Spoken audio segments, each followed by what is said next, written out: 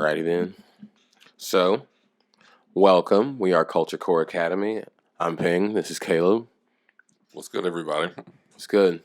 Now we're going to be covering the sweetest fire news for you guys from pop culture through different videos, weekly reviews, such. Even doing some kind of theory and some kind of education of music, film, television, anime, you name it, comic books. Whatever we can get our hands on, we'll be there for you guys. About anything and everything that happens to catch our eye, and any of our many opinions, some of which you probably won't like, and some of which you might. Yeah, I think you guys might like them, but some of y'all probably won't. But with that being said, let's get going. For the rest of this episode, mainly, we're going to spend that talking about everything that's been going down in the year that has been 2021 far. Yeah, 2021 so far. Yeah, specifically in this episode, we're going to be talking about what happened here in America. So any of the stuff that happened, in anime world, we'll be covering that at a later time. We're just going to stick purely to the things that happened here on the big screen and on the little screen of television. Yeah, so this is our almost semi-annual recap right now, just to start us off. We're going to start with film. We're going to talk about film. First and foremost, we have to address Zack Snyder's Justice League, or also known as the Snyder Cut. Yeah, it's kind of funny now. It's basically taking a life of its own. Nobody even actually says Justice League anymore. You just say Snyder Cut, and it's like understood. Or Justice League, or the film that shall not be named. We're still going to talk about it, but it won't be in a good light. It never was. Yeah, it won't. But as far as this movie goes, Justice League, I mean, I'll be honest in saying that overall, I definitely enjoyed it. And I mean, it was definitively better than whatever your boy, whatever nobody's boy Joss Whedon did with that first joint. I mean, where do we start? That was never in a good light to begin with. That film in particular, how it was released before it even came out, it was it didn't look good. Nobody was really keen on it. It was already kind of tainted to begin with. But I was like, we're talking about the Snyder Cut. I mean, yeah, man, he really was able to like fully flesh out some more things. I mean, and thankfully give justice to characters that actually were key pieces to the movie, and we would have never known it. And talking about Cyborg and talking about Flash, how do you do Cyborg as dirty as they did him? They did him first cut? So dirty, low down, that because most of that he had already filmed. That wound up in the Snyder Cut. There's not much more that Zack Snyder was allowed to film by WB. Most of that, especially his part, was already filmed because he's complained, rightfully so, Ray Fisher a lot. He worked so much and they had him do so much filming to go and see at the theater that atrocity. Yeah, I noticed how in the wake of the Snyder Cut, we found out a lot more stuff about Whedon behind the scenes in filming that movie, and none of it was good. No, and that kind of has career spanning ramifications for somebody like Ray Fisher, who was like coming on the scene and like it's going to be his first movie, and it was about to smack, and then it just didn't. Threw him out there in the first one, but here we go in the Snyder Cut, and Cyborg is honestly, I mean, he's the key piece of how they were able to defeat, Darkseid. You keep Darkseid at bay. They terribly glossed over that in the first film because his origin story is to be like he's a mother box. I don't understand why they wouldn't do that. Cyborg got his just due. I was like, thankfully with this Snyder Cut, and so did your boy Flash. Yeah. I mean, talk about that. I mean, he's actually more than just comic relief. Yeah, which is not really. Flash should never ever have been considered comic relief. I think that was an invention that kind of followed from the Justice League cartoon, which is how most of us all got into this, and it's a great piece of work. But that was specifically Wally West Flash. He wasn't even really like that in the comics, but at the same time, for a cartoon where it was going on Cartoon Network like that, they probably needed that. But in these movies, I don't think you need just a comic relief just because. That's not why you go see DC films. I would probably contend that they were trying to have Flash kind of like be like the Spidey character, which is not a good idea. In the Justice League, which is not a good idea. That's what I would probably say. Horrible idea. Is what they were trying to go for, because it's an easy dichotomy. It sounds like low hanging fruit for like you to just be like, all right, yeah. So Bruce Wayne is like Tony Stark, so Flash is like Spider-Man now. No, I don't. That's not really well thought through. That's probably what they did, and that's not very. That's terrible. We got this new version. It turned out great. I mean, your boy Flash literally saw everybody get dusted. Yeah. And said, nah, and went back in time. That was definitely an epic scene that did not come across that way at all in that magnitude in the first time. Yeah, because did that even happen? No, that didn't even happen in the first one. Exactly. Very necessary, but also got to point out that the Flash scene with Iris West, him saving her and the truck driver and stuff, that touches the X-Men Days of Future Past scene with Quicksilver, Evan Peters, and that the one that took a long time to film, but saving all the kids from. I think that the Flash one with him and Iris West and the dogs and stuff, that touches on that one, and I just think I wonder what the decision making process of was like. Oh man, let's not put this one in the movie. Very good question, and we'll probably never really get the answer to that. But yeah, they were able to do it justice. Him, Flash, Cyborg, and the movie in general. Now, I will say everything isn't perfect, and so I mean, was the movie still like too long?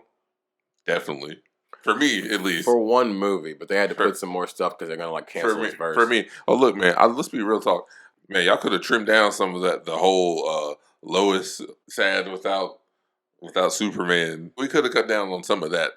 Get it, like. But I feel like Zack Snyder, he felt like he needed to do that because of the way they did him the first time with this movie. Because there was so much set up between Man of Steel, Batman v Superman, and Wonder Woman and all that for Justice League to come out the way it did. It's like, hold up, we saw the other movies. So what what are we going to see next? For them to kill the sequel idea? And that seemed very intentional. Yeah, I don't know. There's a way I could skip some of those parts of the movie when reviewing it. I would do that, but that's not how it works. Wonder Woman, she came off kind of funny to me in some instances. Like, I mean, her idea to try to reason with Superman. No, Kal-El. Like, okay, yeah, I don't think that was what we really needed at the time. That was never going to work, and I think we all knew that, including her. Like, everybody was currently getting bodied. This is not the time to try to reason things. And honestly, go back and look at that scene with her in the school, or her dealing with the terrorists and trying to save all those children on the field trip. And she did a lot of extra, man. I feel like she could have handled that way quicker. But that's neither here nor there. Yeah. And also, Martian Manhunter. They're wrong for cutting him out, but he cut himself out, and I need to know why. Was there? My man had the audacity after all of this to pull up on Bruce. Now you knew where to go the whole time. It seems like you know Lois.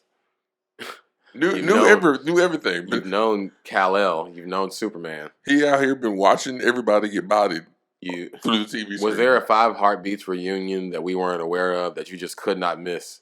And it's Linux. it's only interesting. It's only interesting because, let's be clear, Martian Manhunter, he has a lot of crazy powers. He's super. He's definitely just as strong as Superman. The Steppenwolf would be very short work with just Martian Manhunter and Superman. Right.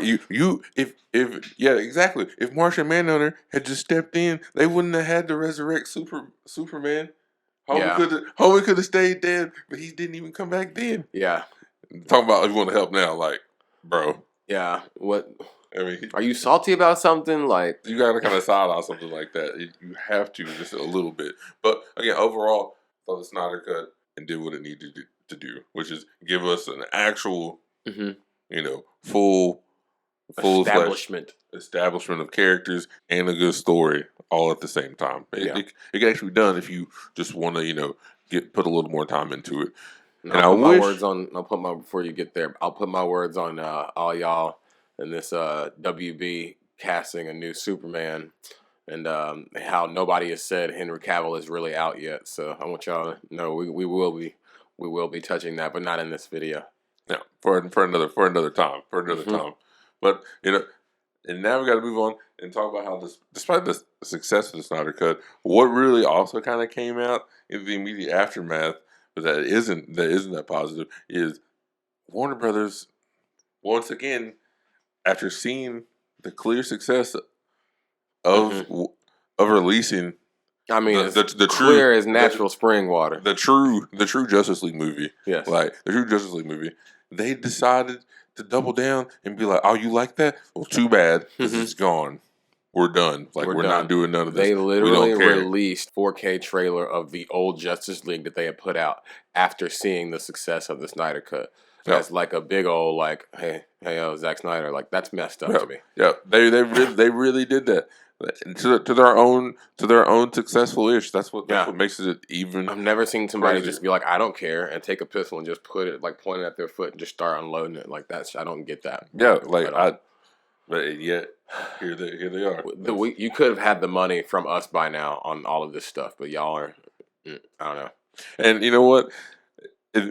We and him have had many a discussion about Warner Brothers and the whole DC situation that we're going to talk about in greater depth here soon. But we're going to move on from all that. Yeah, and we saw that Snyder Cut video. We're going to move. Yeah, we'll just let you decide ultimately how you feel about Snyder Cut and Warner Brothers until we put out the new video. Talk about it in those comments down here. We respond.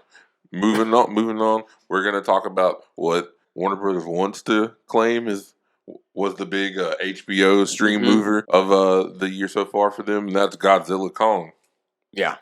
Warner Brothers is trying to illustrate to the media that Godzilla versus Kong is the reason that they have, 2.7 million new subscribers as far as like first quarter 2021, and we all know that's not true because the only thing that got them afloat like that this year at all was the Snyder Cut. But I'll be honest and say that me personally, I didn't even have HBO Max until the Snyder Cut came out, and I got it for that really sole purpose. That's when I officially hopped on and started paying. It was definitely not going to be for Godzilla, but you know what? It is what it is. And before y'all start, no, we're not like super anti Warner Brothers. We just want them to succeed. We just want them to do right by us. We see work there that can be done well. Right. Because you know what? They have excellent source material. The DC universe is an amazing pool of source material, and there are plenty of creative people out there that can do the movie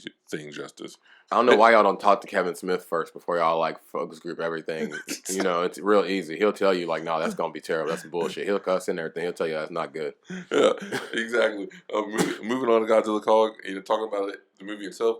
The movie I thought was okay. I mean, no, to be honest, I think I wasn't as upset at how things played out because I kind of knew they were never going to give a clear cut, winner in a 1v1 between Godzilla Kong. Yeah. The whole mecha aspect. That's designed, yeah. Yeah, the whole mecha aspect, like, okay, that they probably couldn't have expected because of all the pandemic stuff. They probably missed out on a lot of versus marketing like they did with Batman v Superman or like Captain America Civil War. Which side are you on? They probably missed out on a lot of good marketing there with some company or something like Taco Bell or like Target. Yeah, you might imagine. Yeah, that aspect might have been bigger. Or also, I mean, maybe we'll put it out there for some people. Maybe they just done too many of these movies. I don't know. I don't know. It seemed like it was kind of just a small letdown, in my opinion. A pretty well-established movie universe between, Godzilla 2014 to Kong Skull Island to King of Monsters. And Godzilla vs. Kong didn't really live up to any of those. Kong Skull Island kind of slapped to me. I thought it was pretty good. Yeah, that one was a solid one for sure. Yeah, King of the Monsters was also really good. We got to see a whole ton of old school Godzilla monsters. That was really fun. A lot of fan service to the old movies and stuff too. Aside from Mecha Godzilla, I feel like Godzilla vs. Kong didn't really have that where it could have. I feel like that might have been what was lacking because I feel like they killed for a franchise like that. They killed off a lot of good actors really quickly. Ken Watanabe, Vera Farmiga, both dying, and the other one. Where are you gonna go from there? They was cutting them left and right. And then you got people like Tom Hiddleston and Sam Jackson's characters, and them from Kong Skull Island. Like they're out of time, so now like You don't even get to see what they could have been doing in the universe. You kind of see some of it in Godzilla King of Monsters, but not really. And I feel like there was a lot of things that could have been wrapped up. Was Charles Dance even in Godzilla vs. Kong?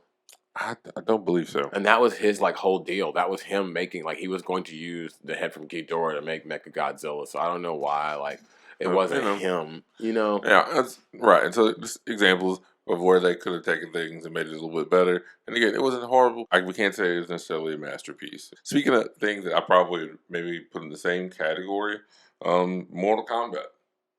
Yeah, I feel like it was pretty good, but it could have been better. Just Cole was unnecessary. That would have made the movie a ton better. I knew that was the first thing about to come. I knew Cole was the first one to come. I just don't know why he had to be there. Because now are you going to put him in the new games or something? Nobody's going to play him. With this freaking WB focus group stuff. Like whose decision was that? Nobody wanted to see him. There was no Johnny Cage.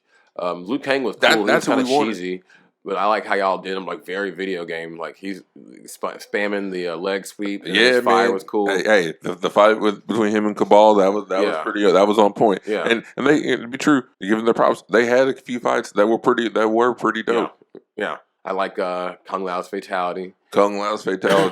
Super hard. Honestly, I was kind of a fan of the Kano Sonya Blade fight. Yeah, I thought that was a pretty good one. And ultimately, I don't know. Something like Mortal Kombat is something I view just like something like the Fast and Furious movies or like the G.I. Joe movies. I don't go expecting an Academy Award. I just go to be entertained and see some cool stuff go down. I'm just trying to see some hands and some fatalities. Yeah. So hopefully, when they make another sequel, which I'm sure they will, they'll give us more of that and just like leave your boy Cole at home or something. Yeah, I don't think anybody will care if you just don't put him in the next movie. I really don't think anybody will care. I trust that they won't. Y'all are real wrong for doing that to Jack, sending him out there with them arms like that. Man, that was messed up. That shouldn't be his arcana for him to have his arms grow. Tink. Yeah, that's messed up. That's it. That was not cool. I didn't enjoy that one. Yeah, nobody appreciated that one in the least.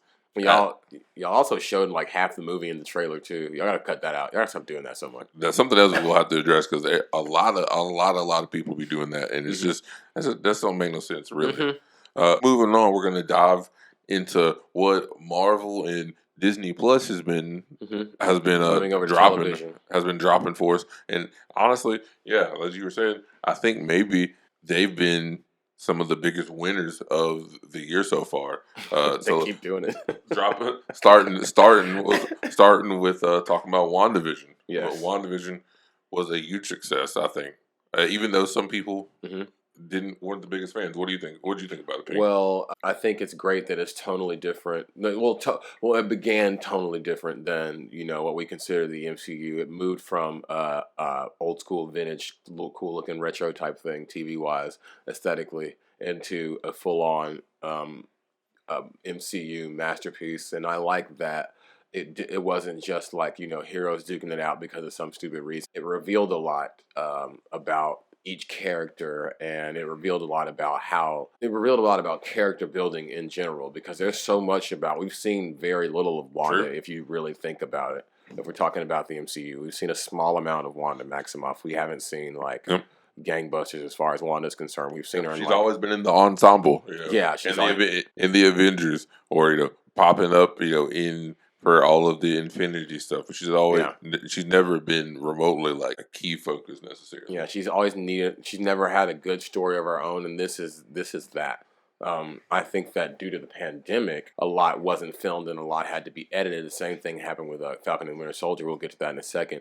But I can clearly tell that they were laying seeds for a lot of other things in the Marvel universe, because she kind of created she kind of has some multiverse things going on there. That the fact that she had Westview is a sort of like multiverse entity, because she's changing things inside of one universe. So I think that's going to have something to do with that soon. True. I mean, again, dealing with the realm of magic, as we saw her do. That's right up, Doctor Strange territory, and it was definitely right up the territory of a character that was low-key one of the stars of the show, maybe unintentionally, Agatha. Yes. Agatha. She uses the same dark magic, I think, as that comes from the realm of Dormammu. I don't think that was really explained, but that's dark magic. Shout out to Agatha. Yo, she already in my book is in the running for one of the most villainous villains out here. Vicious. She killed that dog. In the MCU. Because exactly, she killed the dog and she told him about it. Like, yo, what else do you need to say? In a music video. Yo, she dropped a music video as she told him about it too, man. That's cray. Like, that is super cray. So for that, she's right up there with Thanos for being cold-blooded like that. Mm-hmm. But, you know, that song was hot when the remix gonna come out. Yes, it was. When the remix gonna come out. The director of WandaVision was trying to get a remix made with Cardi B. Okay. I did read that a few times. Yo, I mean, the moment's probably passed, but hey, if it ever drops, like, you know, I'll have to listen to it at least one time, right? We have to do a react because, probably fire because those people who make the Marvel music, they over there. Yeah. Have to. And another important thing, WandaVision was able to like probe a lot of different depths that the other Marvel series hadn't, and in doing so, they were able to reach a different prospect of a viewer. They were able to reach people that didn't normally watch or deal with Marvel because, I mean, honestly, they were one of the central themes we're talking about. It was basically all centered around Wanda's mental health and you know topics like grief and loss and you know and what is reality. And I mean, especially coming off of a year where we've been dealing with so much crazy different things, COVID and pandemic and all that. I mean, a lot of people were able to relate and connect with that. So we got to, for me at least, I got to tip my hats off to the writers for doing that aspect well. Yeah. And also, I think what they did well was maybe plant a little seed there for the introduction of mutants here later on. In my because opinion, I believe that they just showed that mutants have been in the MCU the entire time. Yep. That'll probably be confirmed with Eternals. Yep. But yeah, and by the scene, we're definitely referring to that scene of Wanda's childhood in the episode of WandaVision where you see her use her hex abilities to stop the bomb from going off. Mm-hmm. That was right in front of them, and thus being able to like at least save herself and her brother. Because one thing that we haven't seen in the MCU so far is people with powers from birth. We've seen Terrigenesis from the Agents of S.H.I.E.L.D. series with the Inhumans and the Inhumans series, which I still think are all connected. There have been debates about whether or not these are connected to the MCU, but they both feature Clark Gregg and Sam Jackson, so I don't think that's really debatable. But we've seen Terrigenesis, we've seen scientific augmentation from the form of like super soldier serum or tech, like the hammer tech stuff, like the extremists that from Iron Man 3. We've seen heart-shaped herb. We've seen people learning magic, not being born with it, but learning magic. Yep. And we've seen like the Hulk or like alien technology, but you've never seen a human born with abilities, like a human born with extraordinary abilities. You've seen like Matt Murdock being blind; he can hear, you can see and hear better through his I forgot what they call it, but yeah. And you've seen Iron Fist learn in he learns martial arts and the fist. Yeah. That was like in the fist. Kunlun, magical stuff happening in Kunlun, and Captain Marvel. She's half Kree, so those are all the differences there. Talking about WandaVision. I really appreciated the ride. It's something a little different. And in conclusion, the last question I do got to ask about it, though, is where in the world is White Vision now? And when he comes back, will he be like Hotep Vision? Because he's finally, he was finally woke at the end and realized what was going on. But he might be, dude. He might. I really gotta wonder though, seriously, if you will pop up in the near. I think it's gonna be between something that has to do with Doctor Strange Multiverse of Madness and Armor Wars, because they said he's gonna pop back up in Armor Wars because he's like they don't consider him a being like that. They still consider him like property. Good luck with that. Which technically, if you want to be, it doesn't. If Tony Stark died, then it doesn't go to the government. It goes to Pepper Potts, doesn't it? Man, who knows if we'll get an answer to that? So that's not theirs to keep. Hey, tell us what you think about that. Who really showed Vision? Moving on to the next Marvel TV show that they got dropped. We're talking about Falcon and Winter Soldier, and I think Falcon and Winter Soldier, for a lot of people, they got what they didn't necessarily get from WandaVision, which is basically more of your general superhero type feats. Dudes just getting thrown across the whole room, and bodied, and that first episode, George St. Pierre beat the hell out of Falcon. Man, GSP beat the brakes off your boy Falcon. He really was out here surviving and thriving throughout the whole series. It's quite amazing. But hey, I mean, your GSP. I mean, so he didn't have to do him that way, but he did. Maybe he did. He did. He had his wings. He didn't, but he did.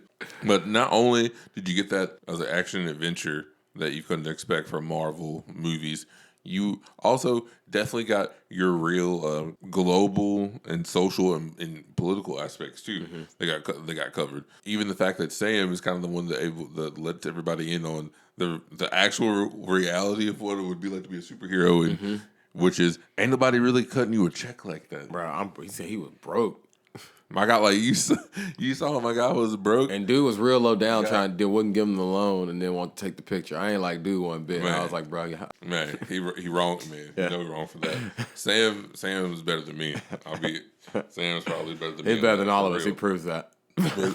But man, but he brought together a lot of things. Talked about some things like race. Yes, we said race that hasn't been touched upon in the Marvel Universe to that extent level. Yep. And we also got to think definitely the Isaiah Bradley character for that as well. I got to thank the Isaiah Bradley character for that. And I also have to give my props to Bucky for that too. Because Bucky, when they stopped him in the street, when the police was trying to hoe Falcon, Bucky was not having it. He got real tired of them real quick. He really did. He's like, I'm from the racist times, boy. You have no clue. He let him know. Hey, he's trying to make sure he just keeps in the good graces, keeps that good old Wakandan passport. You know what I mean? Yeah, go on and hold on to that. Because, most of us can't even really go over there like we think we can. Speaking of Bucky, coming out of the show overall, and I got to say, for a 6-episode run, they should have got more episodes. Like, I mean, they need at least 2 more episodes. But the one thing that I got coming out of the whole show was, man, what would it take for us to be able to see that scene of back in the past, Isaiah Bradley beating the brakes off Bucky? They did incredible with the scene of Bucky. Them meeting was pretty great. Yeah, he was pissed, but he was a real man. He was real man. But they did incredible with him and Io, and him realizing that he's not under my control anymore. But that was an incredible scene from Sebastian Stan. But I would really like to see Isaiah versus Bucky. I want to see that ass beating.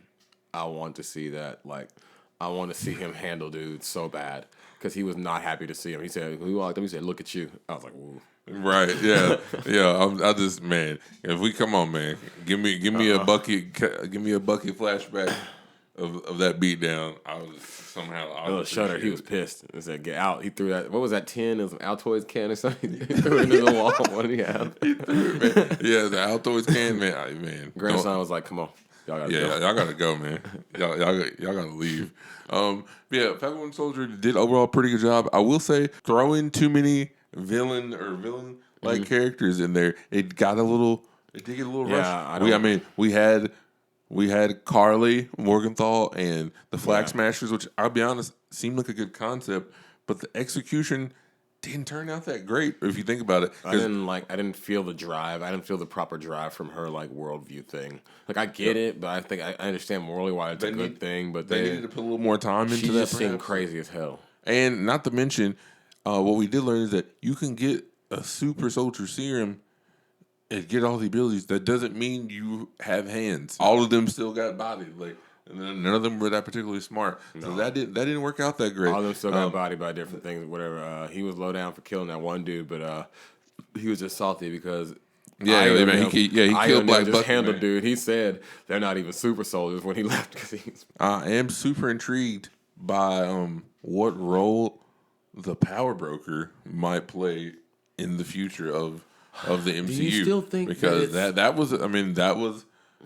has to be a pretty significant maneuver, especially for it to get revealed and her to also just get away. Really her? Even though they did that?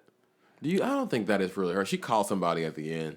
They also got Julia Louis-Dreyfus, and I didn't really like that whole line, that storyline of her ended up being the Power Broker. I feel like that was That was a twist tie on a bread thing. I was like, no, man. We're gonna see. I'm not convinced. I'm intrigued. And, oh man, one thing for also we can't forget about your boy, Psycho Man, U.S. Agent John Walker. I have to say, I give him credit because he initially didn't have the super serum, and he was smart enough to keep a Glock on him. He had the glizzy because he realized he wasn't invincible. He was a good example of maybe we should do some like better mental health for our soldiers. Evaluation before you just put them better out somewhere. like evaluations. Yeah. Though I mean, there were some situations where he got in a tough situation. I get it. I mean, you saw your boy get killed, but also you kind of can't brutally murder people a dude out in the middle of on a like statue of some of on a landmark of some villages like town plaza. Like that's not a you can't do that when you're supposed to be like the symbol of America. I get it. He just killed your friend. They just killed your friend. I totally get it, but you can't do that. You can't do that. Also, you can never fully trust a guy like him that goes home and then angrily welds together a new shield in some like dank, dingy basement / boiler room. Like that he thought he was just gonna throw at the real one. John Walker really at some points tried to have like black forces energy. He really did, but that didn't work at all when he ran into the Dora Milaje. Now did it? Because it wasn't going to. It never will. Like that, man. That was probably, honestly, for me, that was probably my most satisfying scene of the entire season. I just have a question, John Walker. You said they weren't even super soldiers. So here's what I need to know.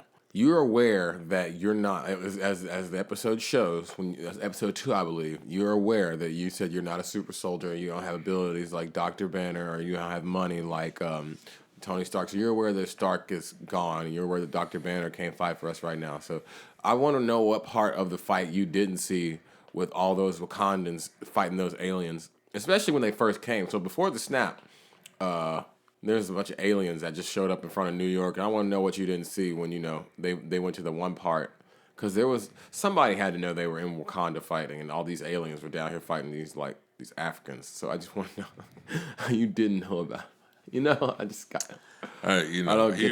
He was sorely misinformed. That's all we can really say.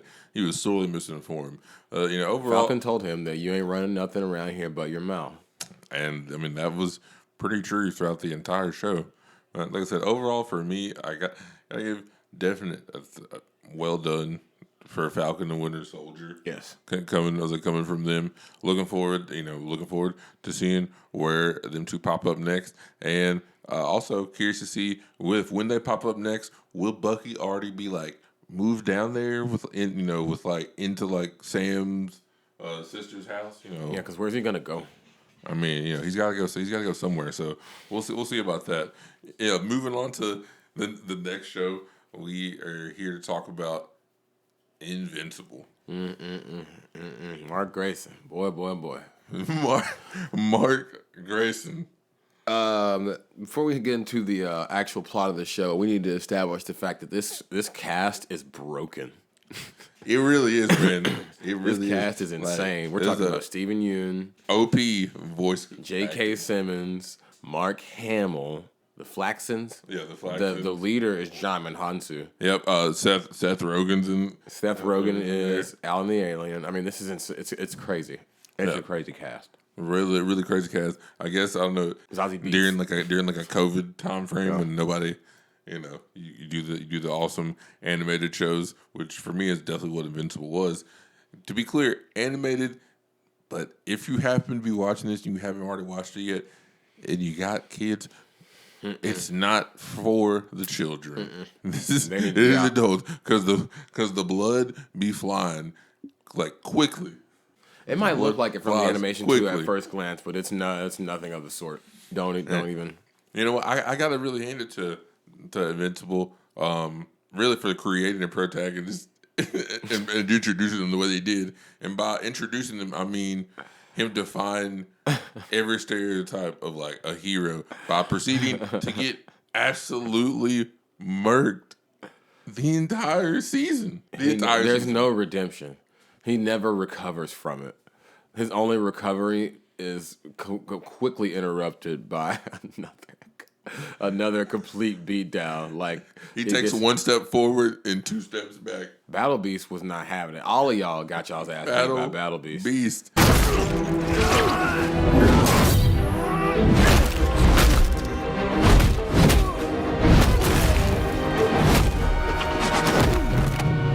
Don't trifle with Battle Beast at all.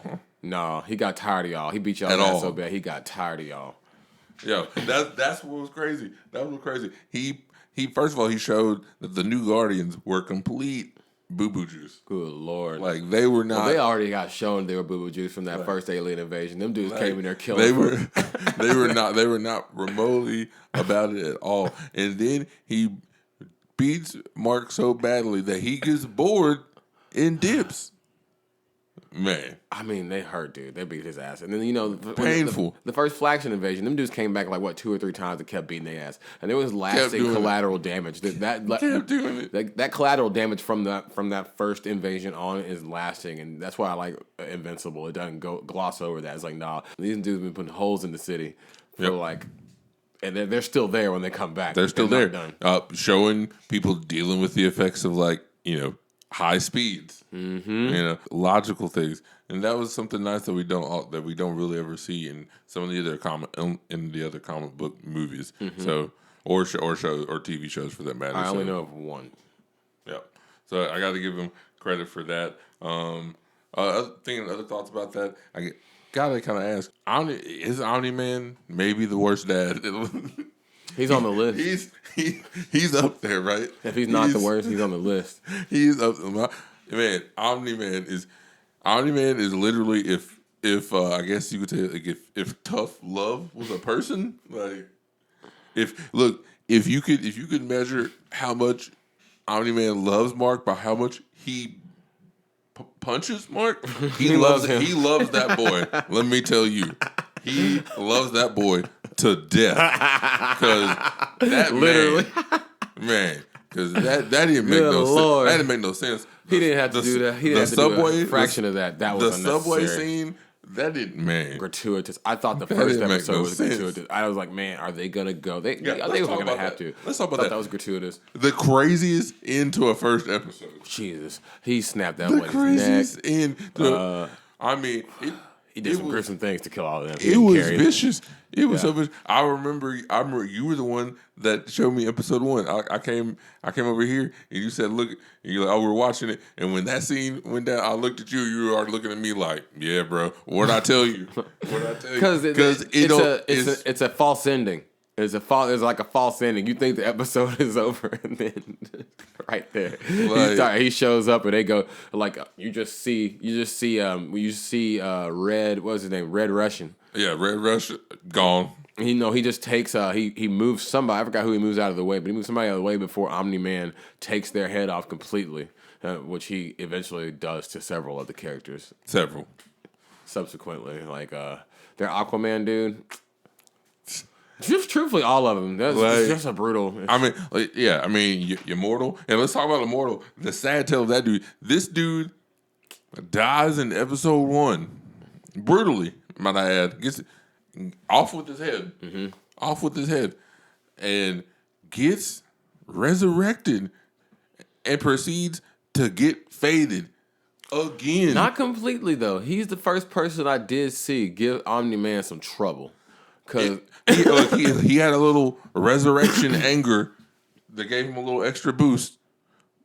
And, but as soon as Omni-Man, shook off the surprise, it was a done deal. I don't think this is over. I don't think that's over. It was a done deal. I haven't read Invincible yet, so I don't know. Bad to from what we've seen right now, it just seems real bad to be immortal. Immortal don't seem to be. Is it immortal or is it immortus? It's immortal. It is. I'm pretty sure. I'm pretty sure. I don't know. I'm not sure. If I'm wrong, flame me in these comments. Us in the comments. Let me know. Let me know how much of a poser I am or whatever. Good. Come on with it. I'll live. Yeah. I'll live through that somehow. Yeah. But ultimately, again, despite all that, and despite having a main character that really just gets, fed hands the entire time. Really, really dope show. Definitely looking forward to when that season 2 be dropping out here for sure. Coming back onto our last TV show that we're going to be talking about in this episode, Jupiter's Legacy. Yeah, Jupiter's Legacy. I'm gonna give it a 7 out of 10. I liked it, but it wasn't. I didn't. That's another thing that I hadn't read yet, but it was just up there, so I watched it, and I liked it. It starts out well. It drags on. The flashbacks are just that's what killed it for me. I didn't really the flashbacks every episode. That's something that could have been that handled. Parallel thing happened in every episode, man. Yeah. I have to agree. It kind of drug on for me too at sometimes. That could have been handled in an episode or two. It could have been an episode or two. I mean, hey, I will say that fight at the beginning with a Black Star in them, that was pretty on point. I mean, that was pretty on point. Even though I got to say, Utopia was super soft for trying to be angry and act like this boy didn't just save his life. Everyone's. He had already killed 2 other people. I'm not eye for an eye, but I'm like, what are you gonna do? Like, Utopian was about to let everybody die that day in the name of the code. The code. Wasn't about to be nobody left to uphold the code. Mm-hmm. If I was like, if your son hadn't handled that business, the code was gonna be massive. Y'all just gonna be done with it. Now y'all need to do something about little girl with the who was doing that super blow. Yeah, super blow. Chloe was definitely out here, living the real deal wild child life throughout the entire thing. I mean, I gotta be honest though, I laughed when she got hit by the van. That one did it for me. That one really did it for me. I mean, look, what I do like with Jupiter's Legacy is that they have some pretty good fights. I did like how it was shot. There are elements of the backstory that were good, but y'all could have did that in a couple episodes. Yeah. It didn't have to drag on throughout the whole season. And what I will also say I like about it is that we're seeing more from Image Comics. Yes. People pulling from Image Comics. Yes, because we're into the TV realm, as they should, because there are so many good. Yeah, because we don't have to keep rebooting Superman and things like that. We don't have to keep rebooting Batman. We don't. There's a lot of good material out here that we can pull things from. I do have to comment. Season 2, can we get some touch-ups on this makeup, on the makeup department? These wigs and these wrinkle faces, they're not really. The wrinkles are struggling. They're getting in the way of some of the scenes. Yeah, so I mean, it's not bad. They don't look terrible, but it's very obvious that, To be clear, we're saying if there is a second season, because it's Netflix, ain't necessarily guaranteed. You know how they be about stuff. You might get one, you might not.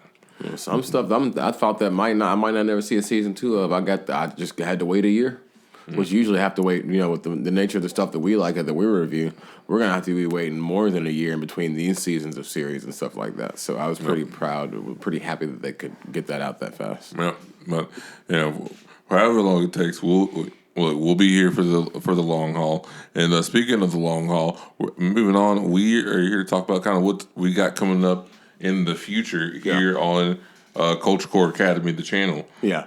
The next weekly TV series drops, that being Loki on Disney Plus, coming up here in June. Mm-hmm. Yours truly, the two of us, we are going to be here to give you the weekly episodic play-by-plays. We'll review each episode after they come out, tell you what we thought about it. Have some fan theories about what we think is happening. Have some little fun speculation sometimes. Look at some potential Easter eggs or whatever. And just kind of share some of our own speculation, some of our own. Sometimes it'll be knowledge, or pulling from some comics. But we're going to be here with you for that, for the Loki weekly rundowns and recaps. Yeah. So next on the list is the No Way Home trailer, Spider-Man No Way Home trailer. Well, first of all, we know about we have a few facts about the movie. So we're going to have to see about what we know so far. But the problem is we might have to do a trailer review really quickly because the trailer might drop as soon as tomorrow. All the leakers are saying that it's coming out on June 1st, which is tomorrow from when we're filming this on Tom Holland's birthday. Yep. So we will have to do a trailer review and breakdown because that's going to be the movie event of the year. So we'll have lots of coverage of it, how it relates to the TV series Loki, maybe some ramifications from Black Widow because that's supposed to have something to do with Captain America. Now Captain America and the Winter Soldier moving forward, as well as huge implications for the multiverse moving on into Doctor Strange's Multiverse of Madness. Because we now know that they are planning to, through a Sony executive interview with Variety.com, they are planning to integrate Tom Holland's Spider-Man into their current Tom Hardy-led Venomverse somehow or another.